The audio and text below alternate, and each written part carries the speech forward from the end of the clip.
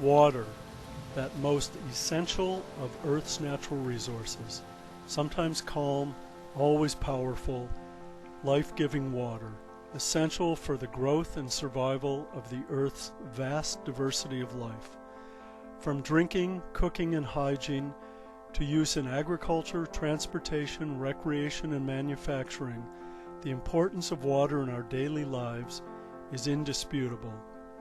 Yet, more than 1 billion people around the world do not have access to safe, clean, fresh water to meet even their most basic needs.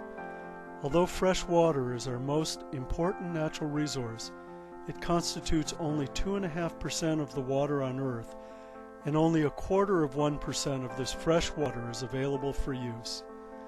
As the greatest consumers of water, it is our responsibility to protect and conserve fresh water and honor our responsibilities to each other, other species, and future generations.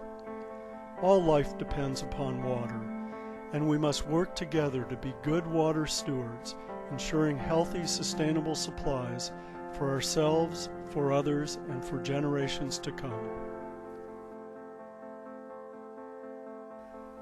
As the world's human population increases, freshwater resources around the globe are experiencing higher than ever stress.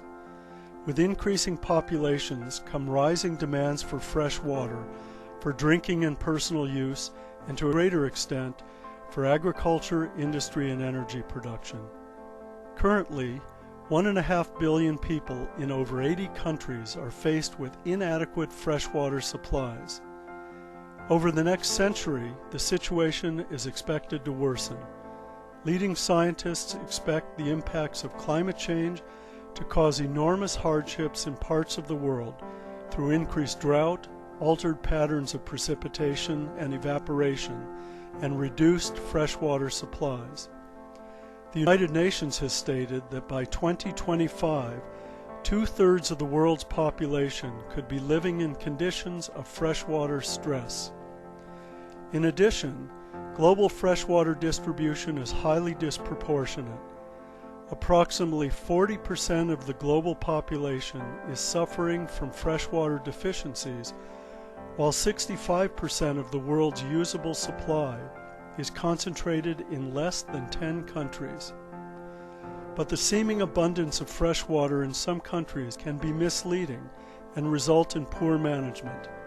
For example, much of Canada's fresh water is not available where it is needed most. Nevertheless, Canadians use water as if supply is limitless, failing to realize that the bulk of Canada's fresh water drains north, while the majority of the population resides in the south. With ever-increasing demand and limited supply, it is imperative that freshwater resources are conserved and protected, even in water-rich countries.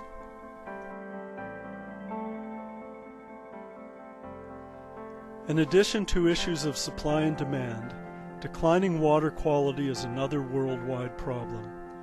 Fertilizers and livestock waste deposit excessive nutrients, mainly nitrogen and phosphorus, into lakes and streams.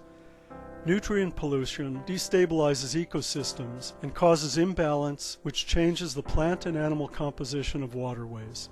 Nutrient loading can result in massive algal blooms taking over lakes and rivers and drastically altering the health of fish and plant life. In urban environments, rainfall flows across impermeable pavement and is mixed with contaminants such as road salt, grease, and oil before flowing into local bodies of water.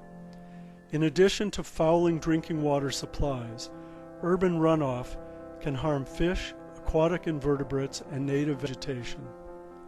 Industrial wastewater is another major source of freshwater contamination, with pollutants seeping into groundwater from landfill sites and leaky storage tanks. Cleaning polluted lakes and waterways and treating contaminated groundwater is costly. Avoiding contamination is far more economical and must be our priority. By taking a proactive and precautionary approach to the prevention of freshwater pollution, we can avoid the need to expensively treat contaminated fresh water and polluted ecosystems.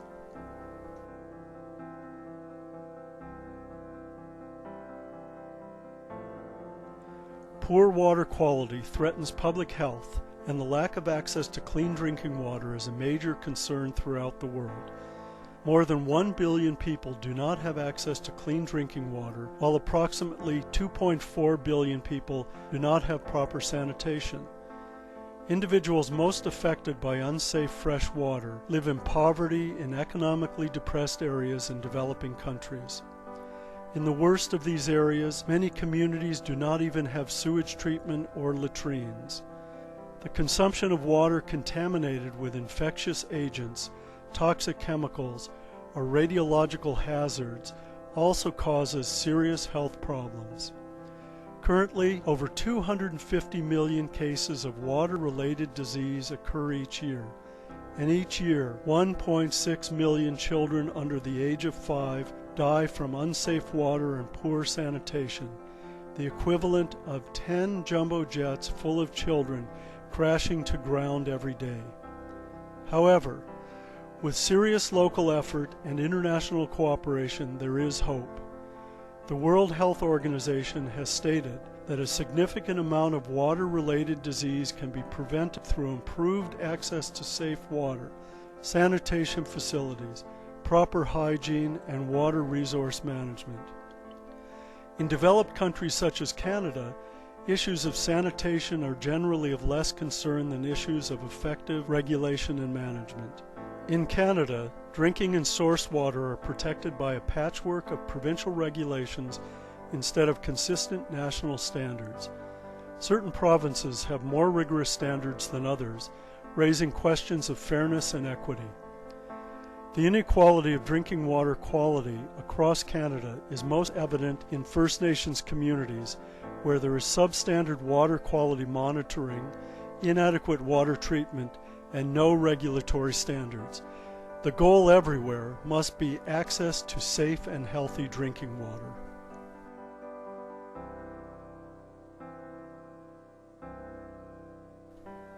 With increasing demand and limited supply, a shift to more efficient and sustainable water management practices is critical, whether water is used and returned to the system or taken from the system without being replaced. In Canada, per capita total water use is 4 times greater than in European cities with similar standards of living, and Canadians use more than 200 times the fresh water used by residents of water-poor nations such as the Democratic Republic of Congo. Developed countries tend to have greater freshwater demands for energy production, but the great amount of water used in Canada clearly demonstrates that people living in developed countries typically use more of this valuable resource than necessary. Approximately 78% of the water withdrawn in Canada is used for thermal power and manufacturing. About 11% is withdrawn for municipal needs, and 9% is used in agriculture. On a global scale, however, agriculture is unequivocally the largest consumer of water, accounting for about 70% of worldwide freshwater consumption. With irrigation, only a portion of fresh water withdrawn is returned to its source. Consequences include ground and surface water depletion, which in turn can cause sinking land, saltwater intrusion, groundwater salinization, and lowered water levels in lakes and streams. This results in reduced ecosystem resilience and loss of watershed function and health. Solutions then must focus on efficiency and waste reduction, including plugging leaks in water delivery infrastructure and using more efficient drip irrigation systems. As the global demand for food increases, a greater focus on sustainability is essential and must include a shift to local, rain-fed agriculture and the growing of crops best suited to local environments.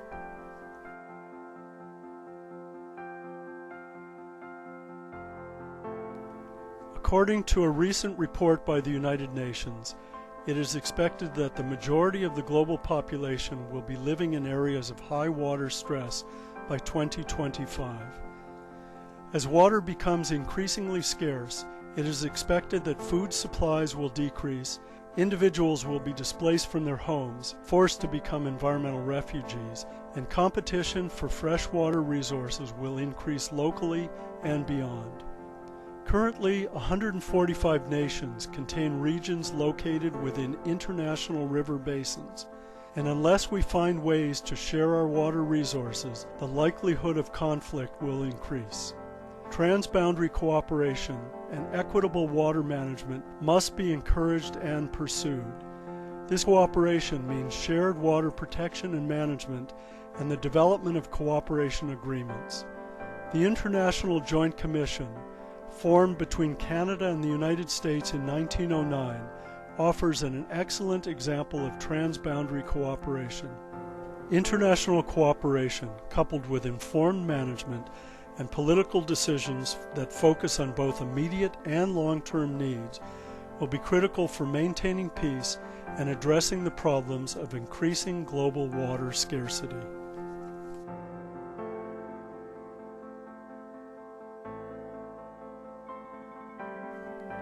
As water scarcity increases, water-rich nations need to prepare themselves to respond to critical shortages with policies and programs that address humanitarian water aid. Canada, for example, has a strong history of providing international humanitarian assistance, usually in the form of medical supplies, food, evacuation assistance, or money. However, Canada has failed to develop similar programs for water. As pressure increases for humanitarian water aid, the issue of bulk export must be addressed.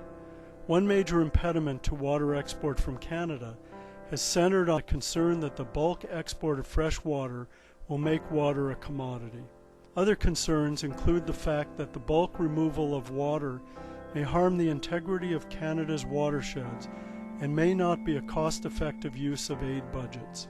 Despite conflicting views regarding bulk water export, organizations in water-rich countries are already providing water aid in the form of money, education, and technologies for the development of freshwater supplies, the treatment of contaminated resources, and for sewage and sanitation infrastructure. By exporting expertise and knowledge for the development of clean water techniques, water-rich countries can aid areas with water deficiencies or a history of water mismanagement.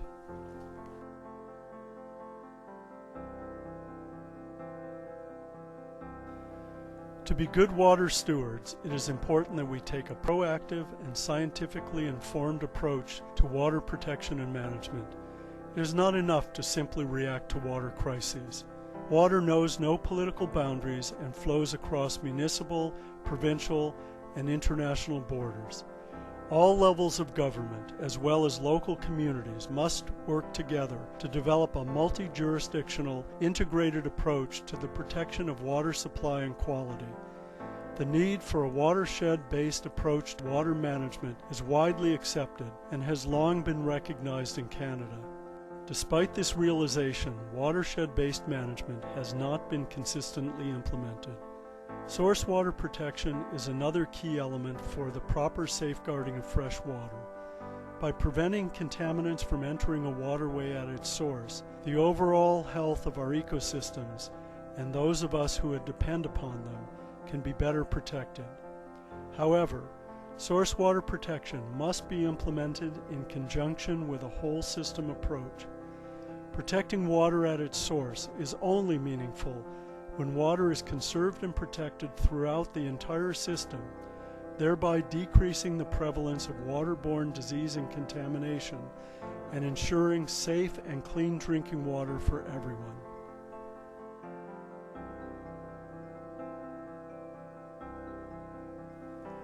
While effective water stewardship requires international cooperation and leadership from senior levels of government, it is in our own communities that the real success stories are being told. These are inspiring stories, people like you, in communities around the world who are working together to make a difference. People who are conserving and protecting water, educating others about the importance of water stewardship, and lending a helping hand to create positive change in their local environments and around the world. These stories are offered to inform and inspire you to work together to create your own great stories.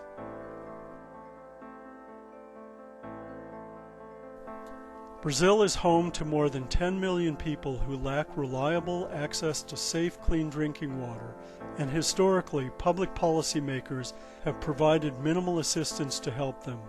Polo Sindical is one of more than 700 organizations that make up an association of rural unions known in Brazil as the Semi-Arid Network. In 1999, Polo Sindical, along with other members of the Semi-Arid Network, decided to take matters into their own hands. Working as a coordinator of the 1 Million Cisterns program, Polo Sindical supports a model that endorses the construction of low-cost cisterns for families in need. Built with concrete plates, the cisterns collect and store rainwater in Brazil's semi-arid northeast, allowing poor rural families dependable access to safe drinking water. Initially, cistern construction was self-financed by the local groups involved, but over time they were able to gain government support. Now, local NGOs and community associations work with the national government and international agencies to fund the project. With the help of the international development and human rights organization Grassroots International, Polo Sindical has coordinated the construction of thousands of cisterns in the mid-São Francisco River Basin region in partnership with other members of the Semi-Arid Network.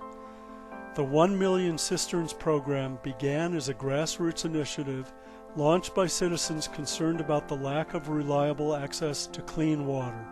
With time, however, the program has developed into a national policy expected to bring safe drinking water to 5 million people.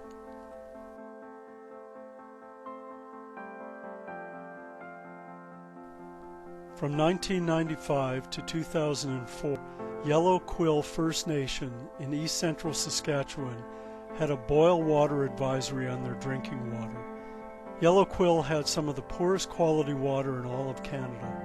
Raw water supplies were contaminated with sewage from the town of Kelvington, releasing microbes, particles, and inorganic ions into the creek that provided water for the community. The local people reached out to the Safe Drinking Water Foundation, a Canadian charity devoted to finding treatment and preventative solutions to make surface and groundwater safe for human consumption in rural areas of the world. With their help, the leadership of Yellow Quill were empowered to demand a water treatment system that was guaranteed to meet the most stringent of all international water quality standards, while leaving the smallest possible environmental footprint. In 2004, the integrated biological and reverse osmosis membrane water treatment system, which uses almost no chemicals, was installed. Since that time, the Yellow Quill water treatment plant has effectively treated raw water supplies and provided high-quality drinking water to its 1,000 residents. The water keeper at Yellow Quill became one of the founding members of the Safe Drinking Water Foundation's Advanced Aboriginal Water Treatment Team. Through this program, representatives from First Nations communities are trained on the chemistry and biology of water treatment practices and learn how to assess the effectiveness of water treatment systems. Through the Advanced Aboriginal Water Treatment Team, the Safe Drinking Water Foundation empowers communities to manage issues of water quality in sustainable ways.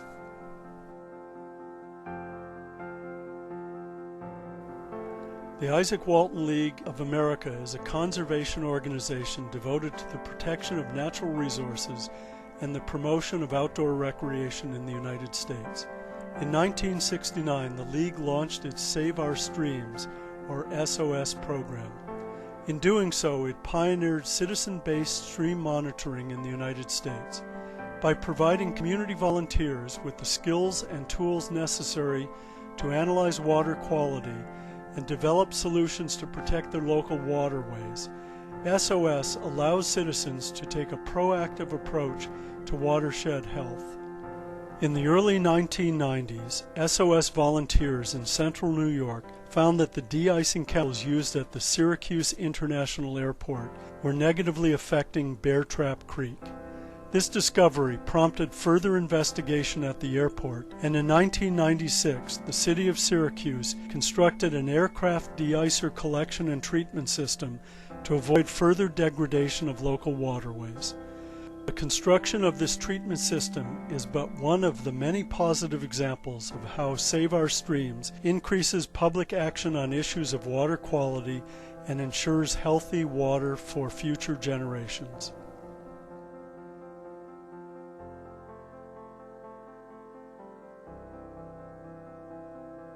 In addition to community-based stream monitoring efforts, organizing a local river or creek cleanup is a wonderful way to bring together a community to improve their shared environment. The Ontario Public Interest Research Group in Guelph, Ontario is a not-for-profit university student-based organization which carries out research, education, and action on social and environmental justice issues. In 1979, the group began coordinating the annual Speed River Cleanup, a fun and successful event dedicated to keeping one of Guelph's major waterways clean and healthy. Each year, the river cleanup brings together more than 150 community volunteers and creates a sense of pride in Guelph's rivers. After 30 years of caring for the Speed River, the sustained effort of OPIRG and the local community has helped raise awareness of the importance of local citizens working together to improve their natural environments.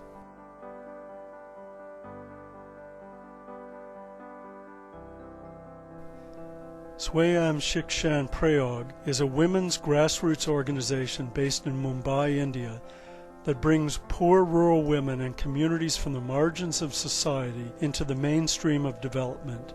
In 2000, the organization launched their Total Sanitation campaign, dedicated to addressing water and sanitation issues in India's rural communities. Working with women's collectives located in villages throughout India, Swayam Shikshan Prayog empowers communities to demand, carry out, and maintain water and sanitation projects. The goal of the campaign is to ensure safe and reliable access to water and sanitation for everyone.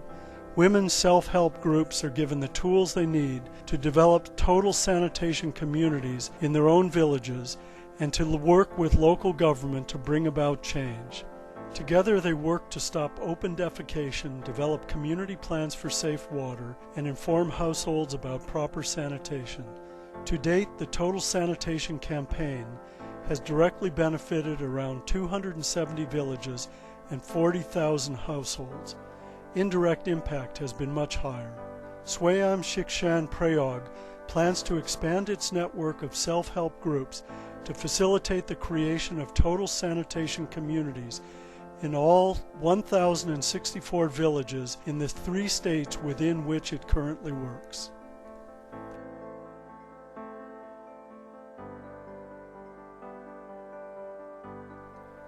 The city of Fuzhou, China, population 6 million, is home to more than 80 kilometers of wastewater and sewage canals. Pollution in these canals, in the form of floating solids and noxious odors, presents health risks to the city's inhabitants. The Baima Canal is 600 meters in length and sees an influx of almost 3 million liters of untreated domestic sewage per day. Historically, the Baima Canal was considered one of the most polluted in all of Fuzhou, but in 2002 that began to change.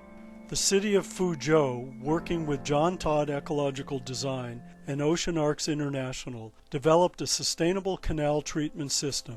The Baima Canal Restorer consists of a 500-meter floating platform supporting 12,000 plants composed of 20 native species. A fine bubble aeration system forces effluent toward the plant roots, which provides surface area for the effective biological treatment of the canal's wastewater. At 2 locations, the Baima Canal Restorer inoculates the water with beneficial bacteria to aid in the removal of nitrogen, sludge, and grease. Since installing the restorer, odors have been reduced, Floating solids have been eliminated, and water clarity has greatly improved. It has also significantly reduced the negative impact of pollutants on aquatic ecosystems downstream and improved the aesthetics of neighborhoods along the canal.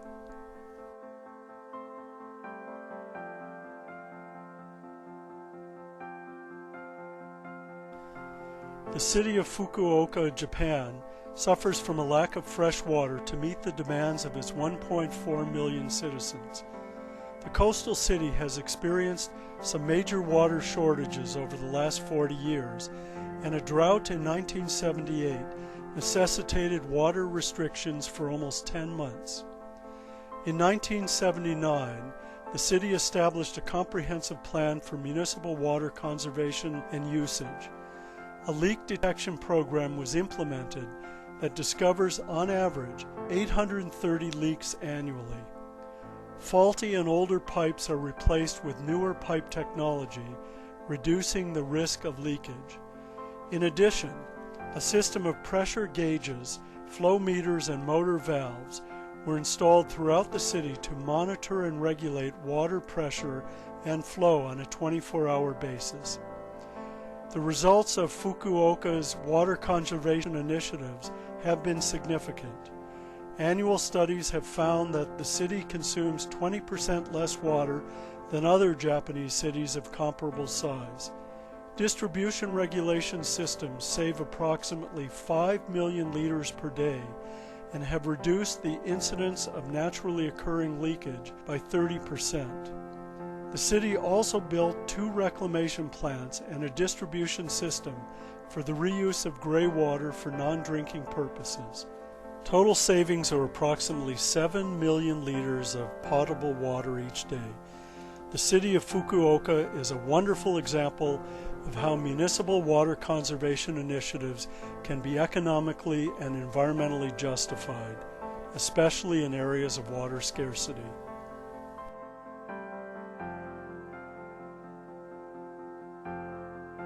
The Noorder Dierenpark Zoo in Emmen, the Netherlands, is a wonderful example of wastewater recycling for improved water efficiency.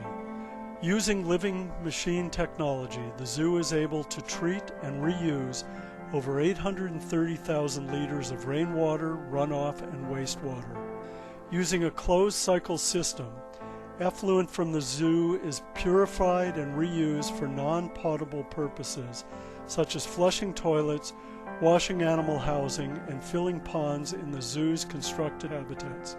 The heart of the zoo's water factory is the living machine. The living machine replicates the water purification system of natural wetlands, using bacteria, plants, snails, worms, and fishes to digest and break down organic effluent. The proportion of sludge in the wastewater is greatly reduced. Biologically treated wastewater then flows through a sieve and a membrane filter before being disinfected with ultraviolet light and then reused. Since installing the system, drinking water consumption at the zoo has decreased by an incredible 150 million liters. Living machine technology has also been adopted by schools and resorts in the United States. For example, in 2007, the Guilford County School Board in North Carolina installed living machine systems in their 2 newest schools, allowing almost 19 million liters of water to be reused each year.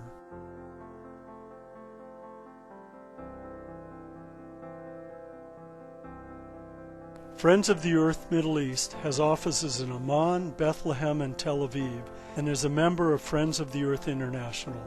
Their goal is to promote regional peace through cross-border cooperation in the protection of Middle Eastern natural resources. The organization is a leader in bringing together Jordanian, Palestinian, and Israeli environmentalists. In 2001, Friends of the Earth Middle East launched its Good Water Neighbors program to raise awareness about shared water problems in Jordan, Israel, and the Palestinian territories. In the arid Middle East, water resources are stretched to the limit and sustainable governance is critical. Current Good Water Neighbors initiatives focus on the dangerous decline of the Dead Sea Basin and the polluted River Jordan. By pairing participating communities Good Water Neighbors fosters cross-border cooperation for the sustainable management of shared water resources. Good Water Neighbors lead WaterWise workshops at the community and regional level and organizes meetings between water experts, trustees, planning professionals, and decision makers in neighboring communities. The program has also created opportunities for active youth participation as local water trustees. Good Water Neighbors has raised significant awareness about regional water issues and has been recognized by the United Nations and by governments around the world for its role in promoting local cooperation, positive action for the environment, and peace in the Middle East.